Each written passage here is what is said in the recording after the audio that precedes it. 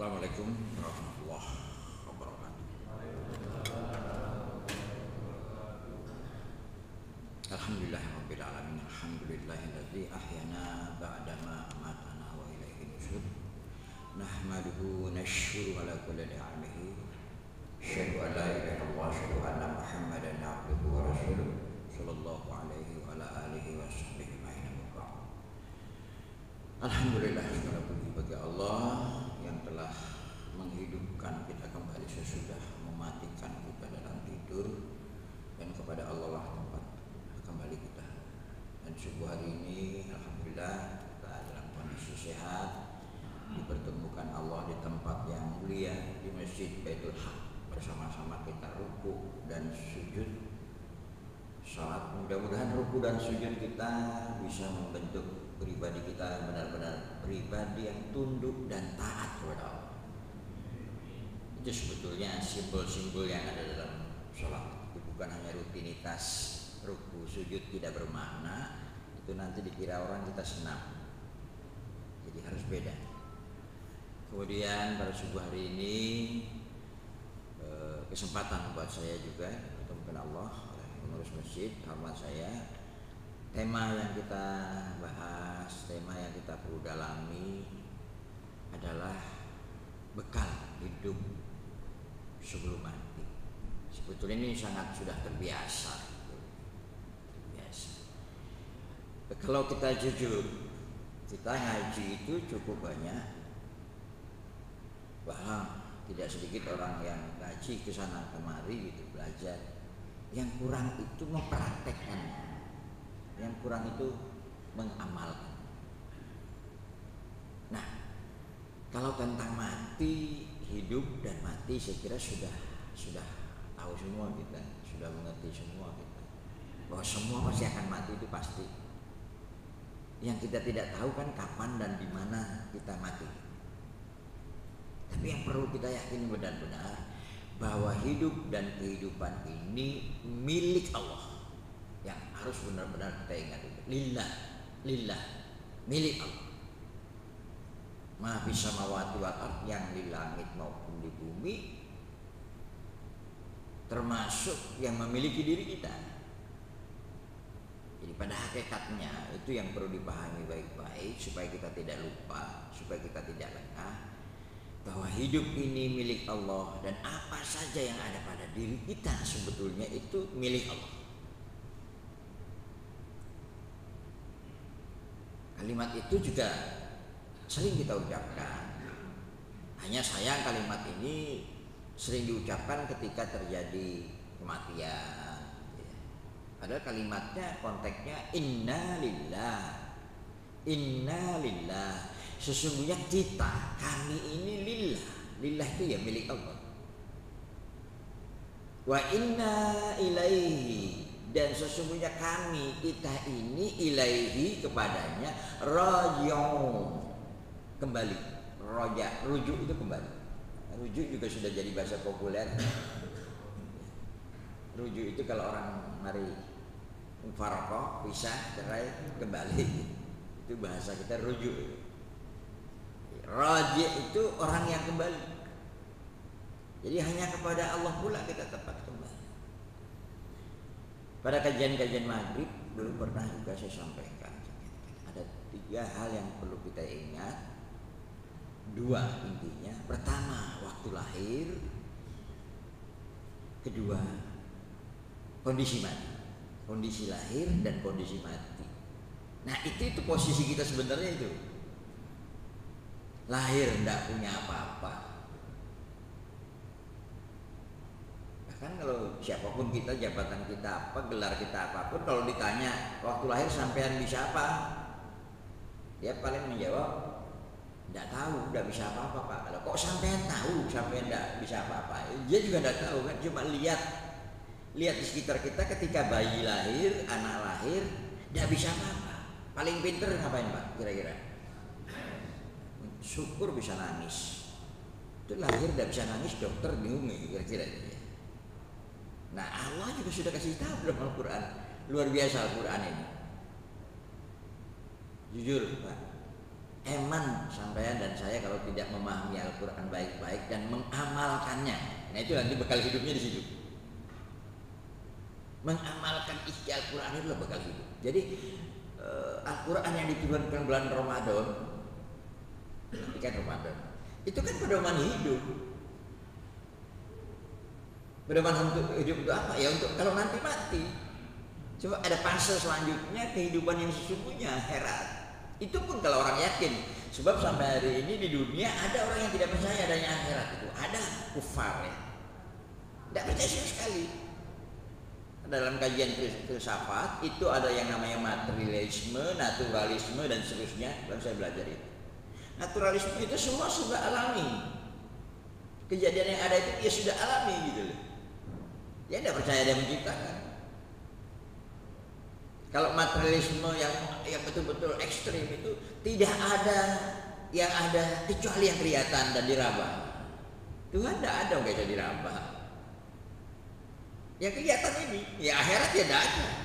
Nah orang ini kan biasanya selalu ingin bebas Pak. Gak ada aturan halal haram itu. Buahku kelambenan apa enggak seperti itu.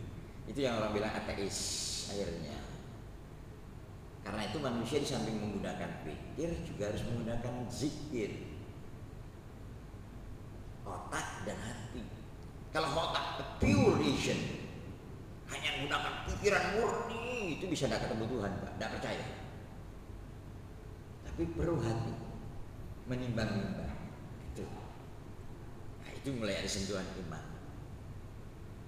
Karena lahir kita tidak tahu apa-apa dan Al-Quran sudah ngasih tahu itu, Masya Allah. Jadi tidak ada alasan kita nanti saya kok begini waktu hidup kok begini, itu kan salahnya Allah. Sebab ada di masyarakat kita itu yang mengatakan orang itu jadi ini sudah takdirnya orang. Kalau saya memahami takdir tidak begitu saya bilang. Allah cuma menentukan takdir. Apa itu takdir? Qadar yakdir. Ukurannya, takarannya. Jadi sebab menyebab, sebab musababnya.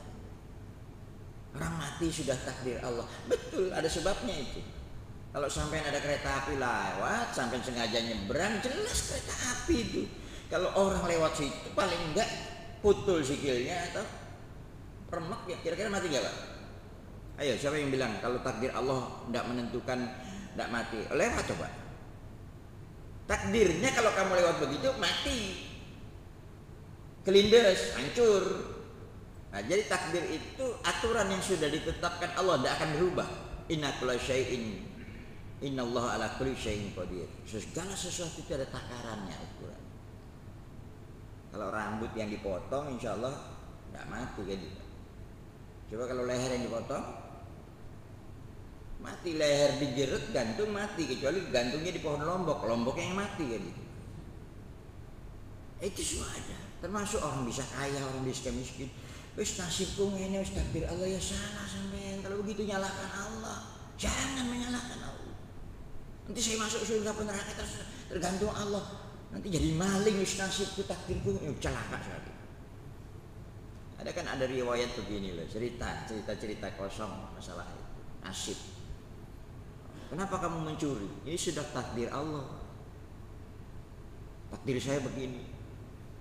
Akhirnya mohon maaf sama aparat, dipukuli dia, plok dipukuli. Loh, saya kenapa dipukuli Pak? Ya ini takdir Allah kamu dipukuli kan gitu. Jadi tolong ini kaitan dengan hidup. Kita lahir yang jelas Allah sudah kasih tahu kita sama. Itu kondisi yang perlu kita ingat. Jangan lupa saya lahir itu sama Pak. Tidak punya apa-apa, tidak tahu apa-apa. Al-Qur'annya surah An-Nahl. Ini kadang-kadang perlu diulang-ulang, diingat, kalau perlu di rumah ditulis supaya gak lali. An-Nahl 78. An-Nahl 78. Wallahu akhrajakum min butuni ummahatikum la ta'lamuna syai'a. Wallahu akhrajakum. Allah lah yang mengeluarkan kamu. Akhraja, akhraja itu keluar. Akhraja dikeluarkan. Allah yang mengeluarkan.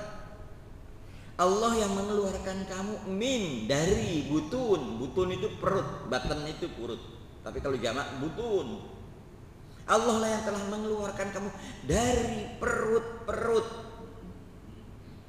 Allah akhrajakum min butuni. Ada yang bisa nyambung? Ummahat. Ummahat itu apa? Ibu-ibumu, itu jelas loh, bukan bapak-bapakmu loh Pak. Dari perut ibu-ibumu. La ta'lamuna syai'a. La tidak ta'lamun tahu syai'a sedikit pun. Allah keluarkan kamu dari perut ibumu masing-masing. Kamu sama sekali tidak tahu apa-apa.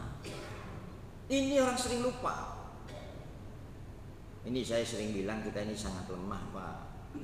Doaib, lalian.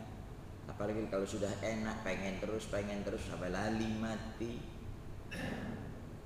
Sombong, angkuh. Nah, itu kita manusia, hati-hati. Kalau binatang kan porsinya sendiri. Ya begitu-begitu aja, tidak berubah dia. Lahir tidak punya apa.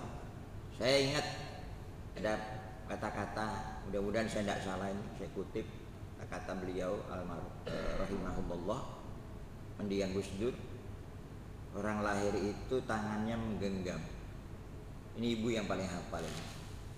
Dia nangis, tangannya posisinya menggenggam. Insya Allah begitu Pak ya, rata-rata bayi. Tapi nanti kalau posisi mati, manusia mati itu tangannya genggam apa buka Pak? Lemes. Tek. Coba nanti saya tolong dipoto Pak kalau ada orang matinya ini. Ini nemen nih. Di kampung saya orang pelit itu dibilang orang petinju Pak. Pak petinju Pak. Loh, apa petinju? Yang ini sih. Padahal nanti mati. Plek. Ini Gus Dur kelebihan di situ kan sering membuat kata-kata yang memang menarik. Lahir manusia itu menggenggam tangannya kosong, tapi bersih. Dia tidak bawa apa-apa. Dan nanti kalau mati yang pernah mampir pada diri kita dilepas. Inna lillahi wa inna ilaihi. Allah khajakum min butuni ummahatikum la ta'lamuna syai'a. Nah, ini awal hidup. Awal hidup. Dalam posisi ini sering kadang-kadang kita perlu pembanding. Dalam posisi ini Pak, kita kalau dibandingkan makhluk lain yang sering dibandingkan Allah juga dalam Al-Quran itu adalah al-hayawan. Hewan itu bahasa Arab Al-Quran Pak. Indonesia jadi binatang, tapi ya hewan juga sudah jadi bahasa Indonesia Pak ya. Hewan fakultas kedokteran hewan, jadi bukan fakultas kedokteran binatang. Itu kita kalau dibanding binatang, posisi waktu lahir itu kita tidak ada apa-apanya Pak. Masih lebih canggih binatang, masih lebih hebat binatang. Binatang hanya membutuhkan berapa detik berdiri, berlari. Bahkan tidak sedikit sebagian binatang ketika lahir dia berdiri sebentar, dia bisa nyari makan sendiri. Ya, makanya jangan pernah sombong, angkuh. Kita ini memang dibimbing Allah, lahir tidak tahu apa-apa, tidak bisa apa-apa. Salah satu diantaranya saya sering sampaikan, kenapa kita dilahirkan tidak tahu apa-apa, tidak punya apa-apa. Salah satu diantara hikmahnya nanti supaya bersyukur di ayat itu sama Allah yang memberikan kenikmatan. Kedua, dalam rumah tangga, dalam pendidikan, ibu lebih gampang mendidik, bapak lebih gampang mendidik. Bayangkan Pak, anak lahir tidak tahu apa-apa, kadang-kadang ngokong ya Pak ya, ngelawan. Apa meneh lahir langsung bisa belayu kayak PT, langsung belayu dia. Nah itu diarahkan, itulah manusia. Nah yang kedua, posisi ketika mati, kita mati sudah selesai, nggak ada yang bisa kita lakukan. Harta yang banyak sudah tidak bisa apa-apa. Pangkat yang tinggi juga sudah tidak apa-apa. Karena itu perlu dengan baik-baik. Yang menghidupkan, yang membuat kita bertahan hidup bukan karena harta kita, pangkat kita, jabatan kita, popularitas diri kita. Tidak sedikit loh Pak orang yang punya harta banyak mati duluan. Makanya yang punya kelebihan harta sekarang jangan lupa sebelum mati bekalnya pesan Allah, keluarkan harta itu sebagian yang tadi ayatnya dibaca Imam. Orang yang betul-betul sholat, orang yang betul-betul baik, dia tidak susah kalau susah, gelisah, tapi dia tidak terlalu sombong angkuh ketika senang. Innal insana khuliqa halu'a idza massahu syarru jazua wa idza massahul khairu manua. Mudah-mudahan tadi ketika imam membaca, imamnya juga ngerti. Mohon maaf, saya yakin imam pasti ngerti apa yang dia baca, dan makmum yang dengarkan kalau tidak ngerti pulang buka. Kalau saya dulu begitu belajar Islam, Pak. Saya nggak ngerti, saya tidak tahu artinya, saya pulang, saya buka artinya. Al-Quran itu bahasa Al-Quran, itu bahasa Arab, Pak. Jadi kita baca belum tentu tahu artinya. Nanti tolong, saya di sini kebiasaan tadarus ditingkatkan, Pak. Tadarus itu artinya mempelajari. Baca ayatnya, tolong sempatkan juga baca terjemahnya. Kalau bisa buat gantian itu meningkat. Saya arahkan itu di kampung, di masjid-masjid. Pak, kebiasaannya begini, begini. Ya kebiasaan itu jangan dibenarkan, tapi benarkanlah jangan benarkan kebiasaan, tapi biasakanlah ya benar, tingkatkan. Nah tadi itu innal insana khuliqa halu'a, manusia itu diciptakan labil, keluh kesah, idza massahu syarru jazua. Dalam perjalanan hidupnya apabila dia hampiri dengan keburukan yang tidak nyaman, dia sabar terus. Benar Pak kira-kira sampai begitu enggak? Saya begitu Pak, manusia. Wa idza masal khairu manua, tapi manusia itu kalau dihampiri dengan keenakan, kesenangan, dia lupa. Semakin serakah, semakin kurang. Soal apa aja itu? Popularitas, jabatan, harta. Nah biasanya kalau orang semakin kurang itu Pak serakah, itu konconya serakah itu biasanya pelit. Orang serakah itu masih pelit, itu di mana-mana. Nah di ayat ini surah Al-Ma'arij 19, 20 dan seterusnya tadi itu dia baca imam. Ilal musallina alladzina hum ala sholatihim daimun, kecuali orang yang benar-benar sholat, dia ingat sama Allah, dia taat sama Allah, dia tunduk sama Allah. Di ayat selanjutnya walladzina hum fi amwalihim haqqum ma'lum lis-sa'ili wal mahrum. Dan dengan hartanya, nah ini kalau sudah punya kelebihan, orang yang sholat itu, yang taat sama Allah itu dalam hidupnya dia jadikan bekal. Dengan hartanya dia gunakan, dia sudah sisihkan Pak, memang untuk haknya orang-orang yang berhak, harta orang miskin dan orang yatim dan hal-hal untuk dakwah seperti ini. Ada 8 asnaf itu dia sudah sisihkan, dan dia berbagi itu tidak nunggu musim kampanye Pak, gitu loh. Ya, saya lihat kadang-kadang kalau berbagi itu konten pemilu ya, ini yang celakanya. Mari ngono mbuh ya gitu. Nah ini orang yang ingat Pak, dia orang berbekal mati itu seperti itu di antaranya. Sebelum mati, waktu hidup dia sudah bekal gitu. Karena dulu lahir tidak punya apa-apa, satu saat mati tidak bawa apa-apa. Saya kira itu kita sudah tahu semua. Tentang mati pun Allah sudah ngasih tahu bolak-balik itu. Di antaranya secara tegas itu surah Al-Anbiya 35, surah Al-Mu'minun, surah Al-Ankabut ayat 57. Ada juga surah Ali Imran yang bunyi kalimatnya kullu nafsin za'iqatul maut. Setiap diri, setiap nafsu. Ini saya biar terjemahkan begitu dulu, sebab nafsu ini bias artinya kemana-mana. Padahal nafsu itu artinya diri. Kalau saya bilang diri saya nafsi, dirimu nafsuka. Kalau diri kalian anfusakum, nufusakum. Jadi kalau orang di masyarakat kalau ditanya nafsu itu apa? Ya keinginan. Padahal yang namanya keinginan itu namanya syahwat.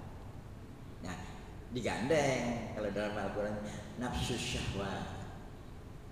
Jadi syahwatun nafsi, keinginan diri.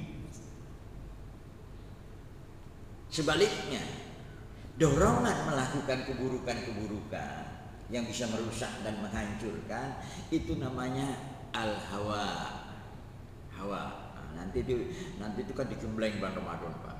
Jadi ada hawa, dalam diri kita itu ada hawa, ada syahwat. Kalau orang normal, akalnya sehat, balik, dua ini pasti efektif, main, aktif. Nah, bagi orang yang tidak balik, bagi orang yang tidak akil, dua ini tidak berfungsi. Makanya bagi orang itu tidak diwajibkan sholat, Pak, karena tidak berbahaya. Yang berbahaya itu orang yang hawa. Hawa itu apa? Dorongan-dorongan untuk melakukan keburukan dalam diri. Hawa, syahwat, keinginan akan keenaan. Nah, itu Al-Imran 14. Pengen rumah, ya. Pengen harta, ya. Itu normal, Pak. Nah, kalau orang sakit jiwa enggak. Makanya orang sakit jiwa enggak perlu sholat, karena enggak berbahaya. Orang yang modal kita ini loh, Pak, yang perlu ingat sama Allah, ingat mati dan berbekal. Demikian pula orang anak-anak itu tidak berpikir begitu. Saya kembali. Jadi setiap jiwa, setiap diri itu za'iqatul maut, pasti akan didatangi, pasti akan mati. Maut itu bahasa Al-Quran, sudah juga bahasa menjadi bahasa Indonesia.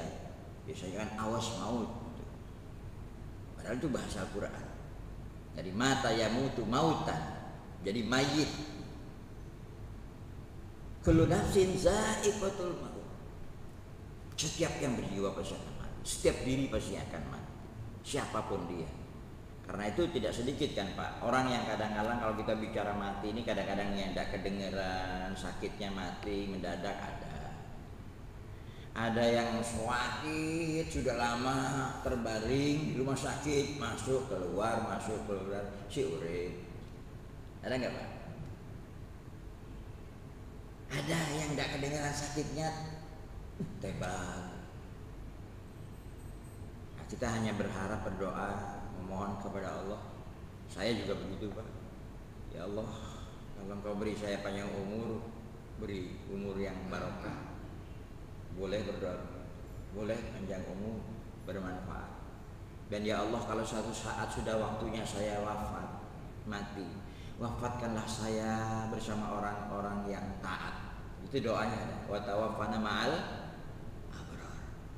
Dan ya Allah, mudahkanlah perjalanan saya untuk mati, proses saya untuk mati. Kalau memang waktunya mati tiba, boleh, Pak. Coba ada orang yang sudah sebetulnya hitungan kita mati, tidak mati-mati. Ini mohon maaf, ngapunten kalau ada teman-teman dokter mungkin yang tugas di ICU. Saya pernah ngalami itu.